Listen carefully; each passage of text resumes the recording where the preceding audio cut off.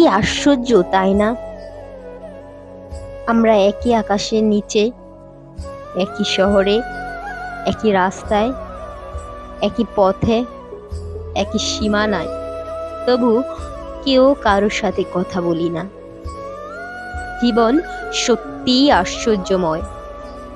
এক চিন্তা ভাবনায় বিভোর, একই ব্যথায় ব্যথিত, ভেতরে প্রচণ্ড রক্তক্ষরণ, প্রতিনিয়ত স্মৃতিচারণ, তবু দুজন ভিন্ন পথের প্রতীক।